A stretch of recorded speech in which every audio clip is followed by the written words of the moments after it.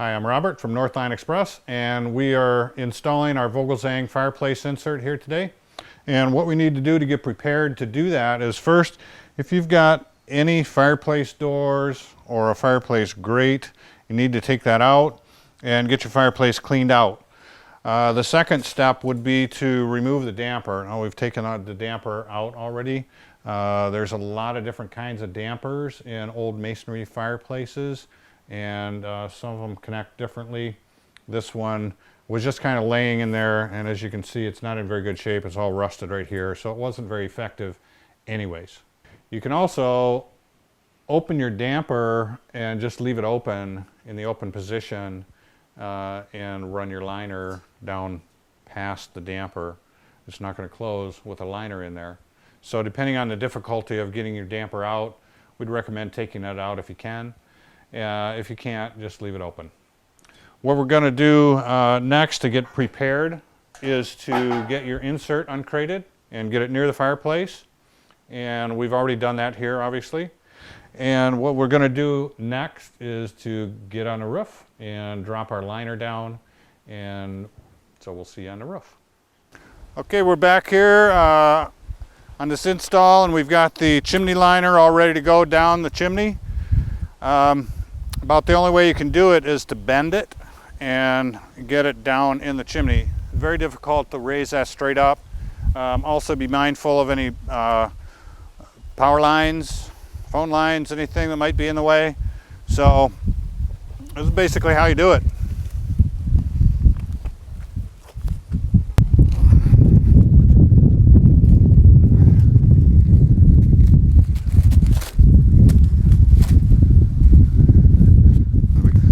So it's hanging up on the smoke shelf down below, but we're going to have a little bit of extra length anyways. So at this point, we go down below and we attach it to our stove, and then we'll come back up and finish off the installation and put the cap and the top plate on up here.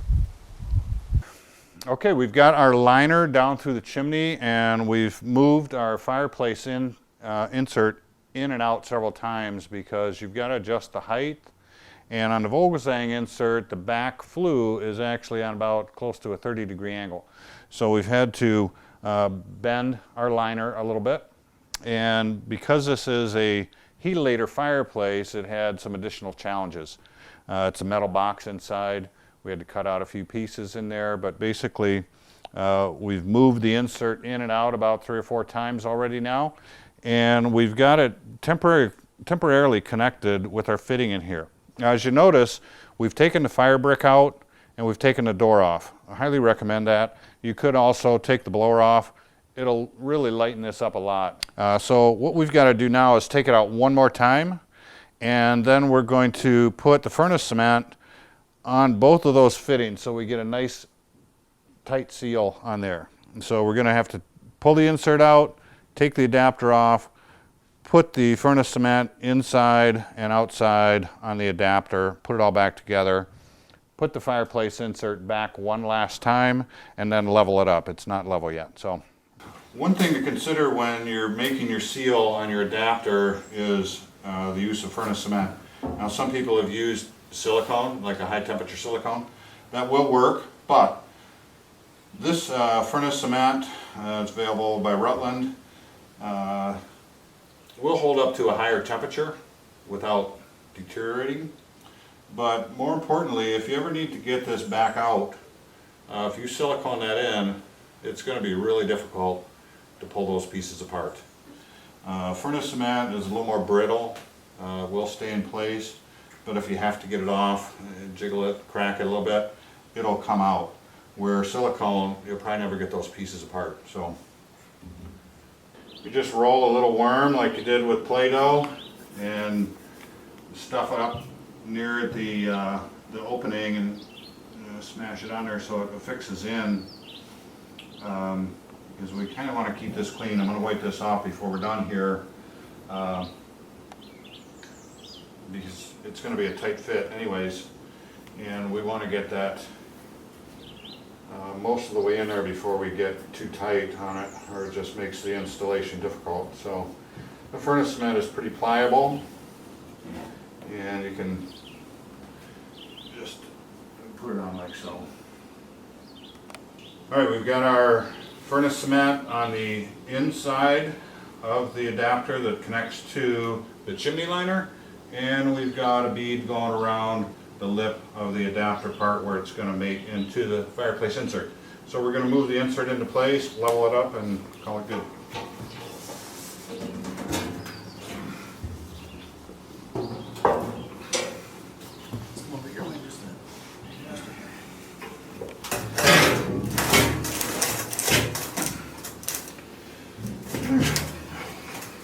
About ½ inch this way.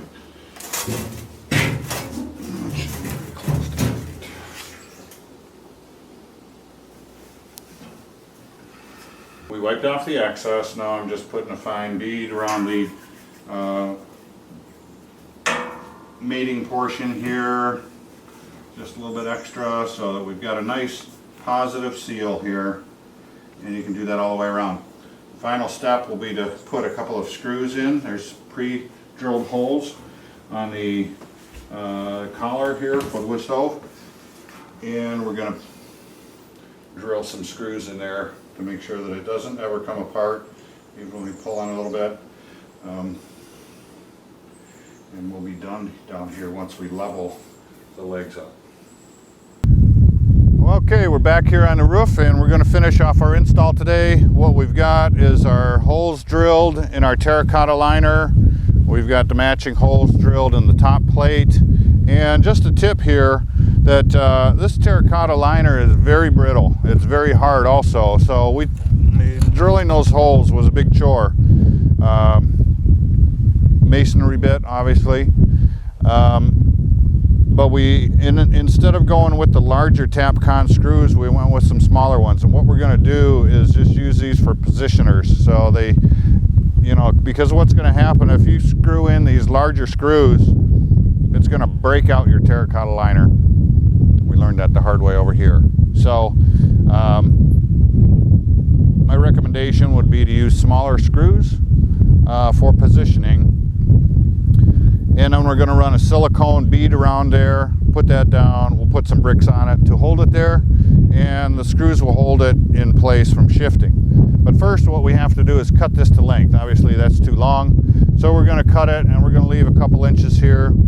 A couple of methods for doing so would be a sawzall, or if you don't have a sawzall, you can use tin snips. You'd have to get a hole started and then snip it around. But we have a sawzall, so we're going to go ahead and cut this off, and I'm going to need some help here, so we're going to get this cut off and then come back.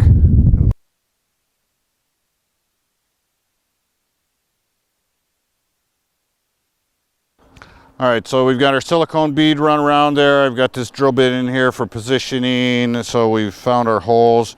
And we're really using these screws, like I said, for more positioning to keep it in place while the silicone sets.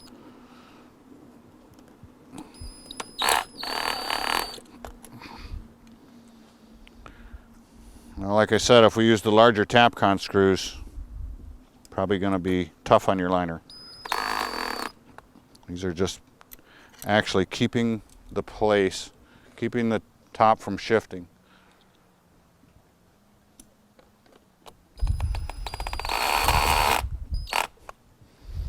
All right, we want to run a bead of silicone around this edge here, and we'll be ready to put our cap on, and we're going to put some bricks on here to hold that down while the silicone dries.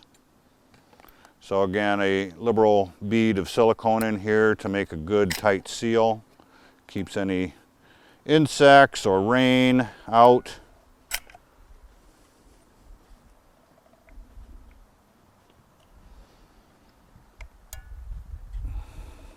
All right, I've got a good bead of silicone run around there. Now it's important that you clean up the silicone that's on this collar here, because your cap is going to fit down over that. You don't want to have a bunch of it getting on the inside of your cap or on this this clamp, because you're going to want to take that off to clean your chimney, and you don't want to have that silicone keeping your cap from coming off. So loosen up the the clamp real good, spread them out, and this should slide right on. And now all we have to do is tighten our clamp, and we're done.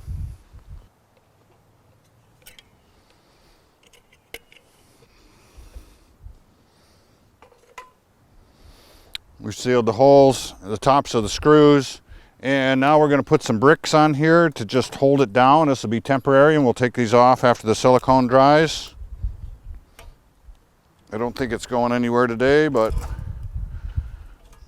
you want to hold that down as best as possible so you've got a nice tight fit on there. And we'll take these off once the silicone dries. The DIY liner from Northline Express is one of the highest quality liners that we found, yet the price is very reasonable. So we thank you for taking the time to watch our video series, and we hope that you've learned something and decided that you're able to do this yourself. All right, we've got our liner top all set up, and the only thing that we have to do at this point is reattach our shroud, put our fire bricks in, and put our door on, and then we'll test fire the unit, and we should be done. So that's what we're going to do. I'm going to take the shroud. The shroud fits a couple notches in here. It slides up over the top of the fireplace, like so. And then there's some springs, and the springs hook into the back of the fireplace. And then there's some holes. There's a hole in the shroud.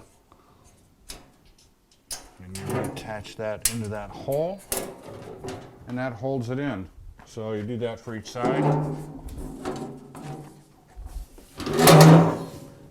Push your shroud up, and you're done. There's no need for a positive seal here.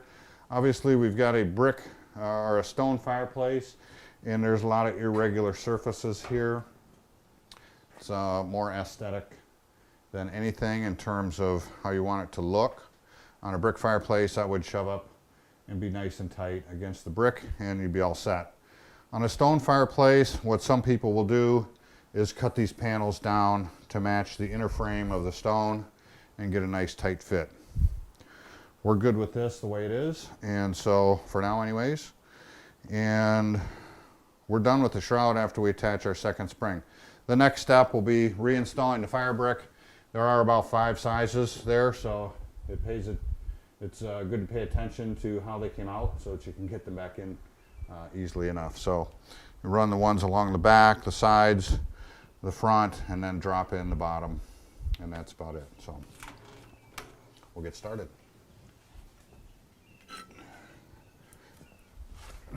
Our fire's going now. It's been going for a few minutes, and just a couple of tips I wanted to share with you.